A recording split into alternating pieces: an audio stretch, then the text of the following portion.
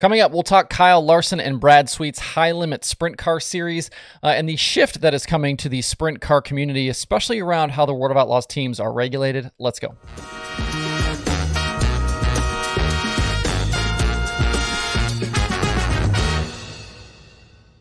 It's Tuesday, August 16th. I'm Justin Fiedler. This is DIRTcar Daily. It's an interesting day in the sprint car world today with the debut of Kyle Larson and Brad Sweet's high-limit sprint car series. The new tour won't officially be a thing until 2023, but they are running a special one-off race tonight at Lincoln Park Speedway to kick things off. The show was originally $22,000 and $22 to win and $1,000 to start, but as of this morning, those figures have been boosted, with the winner now getting $22,522 and the race paying $1,500 to start. This new series will very much be like the sprint car version of the Flow Racing Night in America late model series that's been running the past season and a half or so. Midweek shows, familiar tracks, and nice money for the competitors. We're still waiting on the 2023 schedule, but from the original release back in July, we know they are planning on 12 races next year, with 10 paying $23,000 to win and 2 paying $50,000 to win. They'll also pay out a points fund at year-end, totaling $120,000. We're obviously just coming off the Knoxville Nationals, and coming up this weekend, both the Outlaws and All-Stars are busy, as are a lot of other local areas around the country for sprint cars, but it sounds like quite a few guys are planning on racing tonight. Larson will obviously be there with the Silva 57. Also coming are NASCAR drivers Chase Briscoe, Alex Bowman, and Ricky Stenhouse Jr. Briscoe been running that 14 car with Mahindra.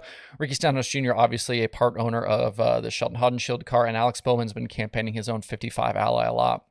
A piece over on Flow Racing also mentions Tyler Courtney, Chris Windham, Buddy Kofoid, Brent Marks, Corey Eliason, Justin Peck, Hunter Scherenberg, Kevin Thomas Jr., and then Justin Grant is expected to make a rare wing start tonight as well. I also saw a tweet from Brady Bacon about competing, and the Swindell Speed Lab car is coming with Justin Sanders. So that's about 15 cars, I think right now, 15, 16 cars. And obviously, I'm sure there will be a lot more than that. Lincoln Park in Putnamville, Indiana is most commonly known as a non-wing and midget track. The last big winged race I could find happening there was back in 2016 when the Outlaws came through. Donnie Schatz was the winner of that night over David Gravel and Darren Pittman. I have the track listed at 5/16 of a mile, so just a tick bigger than a quarter. So you look at this series, more races, more money, everything sounds good, but there is and will be drama in the coming months, whether it happens publicly or behind closed doors. And that drama will come from full-time World of Outlaws teams that will want to run these events, including Brad Sweet, who is a co-owner of this deal. I mentioned this yesterday, but as of right now, none of the full-time Outlaw guys will be racing tonight. When teams sign on as a full-time or platinum member with the World of Outlaws, they agree not to run races outside the Outlaw sanction without prior approval. So basically, if they want to go run elsewhere, they must ask for permission. And sometimes that permission is granted, sometimes it isn't. And I know for a lot of you, this idea and policy doesn't seem fair, or it's too restrictive, and it kind of sticks in your craw. I actually had people coming at me about it yesterday. I didn't make this decision. But let's not forget that the series schedule is usually something around 90 races a year, and they're going to complete probably about 70 with rainouts and cancellations. But that's a lot of races. And those races happen between February and November, so if you lop off about 3 months worth of weeks, you're averaging almost 2 races per week. That's a lot of races for a team. And then on top of the regular race purses, a standard Outlaw shows $10,000 to win, and that kind of goes right from there. The series offers a points championship that's lucrative. They pay full-timers tow money to help with costs throughout the season. And then just this year, they implemented a new bonus program that pays full-timers at least an extra $500 per night based on their finishes. You can make as much as an extra $1,000 a night. So while they can't necessarily go race elsewhere all the time, there is a lot of money to be made racing with the World of Outlaws as a full-time team. And from the perspective of the series, they're making a significant investment in these guys and these events, and they want to protect that investment. Allowing all of these drivers to race elsewhere diminishes their product. Now, before you attack me on these points, I'm not defending their stance. I'm just explaining to you how they view things and the way things are set up. It's kind of like the problem with the t-shirt trailers not being allowed in the Midway at an Outlaw show for drivers that aren't full-timers. That was a move made to be a perk for those teams that commit to the season, and one that the full-time teams wanted at the time the move was made. It's not meant to punish outsiders. But then on the flip side here, I see the points being made by Larson and Sweet. They want to put on some extra shows, help these guys make more money, and give them more options to race. And of course, on their side, they're going to want the biggest names to be available to race with them to draw bigger crowds, more watchers online, and then they make more money. People on this side of the argument like to use the national late model scene as their example. Guys that run with the Outlaws or Lucas with the fenders on are allowed to race elsewhere. Why shouldn't the sprint car guys? I do think there are a couple of key differences here, though. On one, there's a lot fewer races on those late model schedules, basically half of what the World of Outlaws Sprint Car Series runs. And then also, the people that run these series don't necessarily agree with the freedom that these teams have to move around. It wasn't all that long ago that the Lucas series director, Rick Schwally, was on Michael Rigsby's podcast talking about it. He wasn't at the time thrilled with Rigsby creating the Flow Late Model Series, and he wanted guys to commit to Lucas and be loyal with all they offer between the schedules and the purse money and the tow money and all the things that they do. So just because the late model side doesn't have the restrictions doesn't mean that the bigwigs on that side wouldn't want them. I think it's an intriguing time for the sprint car community. It feels like a little bit like the situation we're seeing play out right now with golf between the PGA Tour and LIV. The series wants to protect its interests. They've obviously built up a lot of equity and done a lot of work over the years to help build these guys up, build the series up. And then the drivers and the teams want the best of both worlds. They want to be able to run with the Outlaws and make the big money and do the big shows and run for the championship, but they also want to be able to go do what they want. In motorsports, this problem is unique to dirt racing because there are options. IndyCar, NASCAR, F1 teams, they can't do this because there's only one playground with those series. That is obviously not the case on dirt. So will World Racing Group cave and give these guys more freedom, or will it have to come down to more teams dropping off the series to chase the cash? I think only time will tell here, and just how good the negotiating skills are for some of these guys. We've seen plenty of high-profile guys do it on the late model side. You know, names we've talked about: Jonathan Davenport, Brandon Overton, Jimmy Owens. And I think we've seen the series suffer a bit because of it.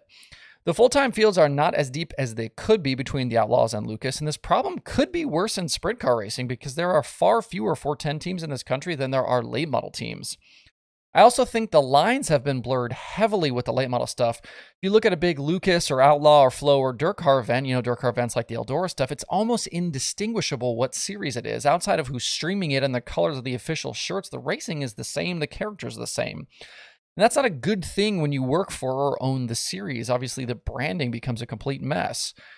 So when you're tuned into the High Limit Series tonight on Flow Racing, know there's a lot going on behind the scenes, and this is the start of potentially a shift in how drivers exist in the sprint car world. Now, before we get into the comments, before you fly off in the handle and start yelling at me, try and put yourself on all sides of the argument. If you owned WRG, where would you stand? If you were a team, how would you feel? Or if you were, Brad Sweet and Kyle Larson, I want you to consider all sides here before you make a decision and come at me for what I have just said. I don't know why you would come at me. I didn't make these decisions. I don't own these series, but whatever. But at least, take a minute and think about all sides of this before you go ahead and comment. Before we move on, if you like what I'm doing here, please consider liking this video and subscribing to the channel. You can also subscribe on your favorite podcast app and leave a review. That's all free to do. If you want to go even further, you can use the Super Thanks button or snag a DIRTtracker t-shirt or decal over at shop.dirttracker.com. That's DIRTrackr. Now let's get into some stuff from yesterday. Super DIRTcar Series kicked off a four-race week last night at Weedsport with the Hall of Fame 100. They're calling this mini speed week their Summerfast. Jimmy Phelps, who is intimately familiar with Weedsport and drives for Weedsport owner Al Hankey, put it on the Super DIRTcar Series competitors last night. He was to the lead by lap 8 and unchallenged late in the going, driving off to his first series win since Fulton in 2020. According to the series, it was also his first win with the SDS at Weedsport in 12 years. Behind him, Mike Mahaney and Matt Shepard were also on the podium. For his work, Phelps scored $10,000 and a guaranteed starting spot into the big show at Super Dirt Week later this year. Headed to Brewerton tonight, Matt Shepard brings in a 68-point lead over Anthony Perego in the standings. Matt Williamson, Max McLaughlin, and Phelps complete the top 5. As is always the case, you can watch these big block modifieds of the Super DIRTcar Series live over on Dirt Vision. And then a couple of 100 miles to the west of Weedsport last night, we had the NASCAR Pinty Series at Ohsweken Speedway for practice, and also 360 sprint cars are racing for $10,000. Paulie Colagiovanni ended up leading all the laps in the sprint car feature and grabbing the big check, but Stuart Friesen did not make it easy on him. The two actually made contact on the final lap, trying to race each other and also get through lap traffic. I thought Christopher Bell was also racing the sprint car, but apparently he's only driving in the Pinty's race, so that was my mistake. If you want to check out the Pinty Series on the dirt at Ohsweken tonight, that one is live over on Flow Racing. And a quick update for you today about Parker Price Miller. He was involved in that crash right at the start of the Knoxville Nationals and suffered some injuries to his vertebrae. He's now back home and will get a second opinion this week on his injuries. He tweeted yesterday that he's been told that it will be a 6-week break at minimum to get himself healed up. It's been a rough go of it lately for PPM, so hopefully he can get back rolling again soon. It's a shame because he's shown a lot of speed this season in that McGee 11. Already a couple of All-Star wins. Obviously, making the Knoxville feature wasn't easy either. We'll keep you posted on his progress and what the future holds for the 11 car.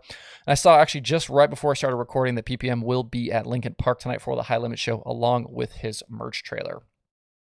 At the virtual Williams Grove Speedway on Monday night, the iRacing World of Outlaws late models were in action for round number 4 of 10. Through the opening 3 races, we'd had 3 different winners with Evan C., Blake Majulis, and Hayden Cardwell all scoring victories.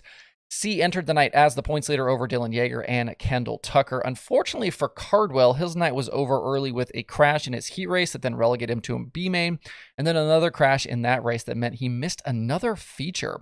Cardwell has the speed every week to win races and compete for the championship, but he's just been completely snake-bitten with the luck. In the 50-lap main event, C was on the pole and was basically untouchable for the distance. He becomes the first driver on the season with multiple wins, and he was able to extend the points lead with Tucker now up to 2nd and Majulis 3rd. C, Tucker, Yeager, and Logan Rumsey are the only 4 drivers to earn top 10s in every race so far this season. Next week at Peevely, we'll be to the halfway point in the season, but so far, C looks like the guy to beat right now. You can watch these races live and for free on YouTube and DIRTvision on Monday nights at 9 p.m. Eastern. There are 6 shows on today's streaming schedule. DIRTvision has the Super DIRTcar series from Brewerton, like I mentioned, and Outlaw Karts from Millbridge. That's a weekly show.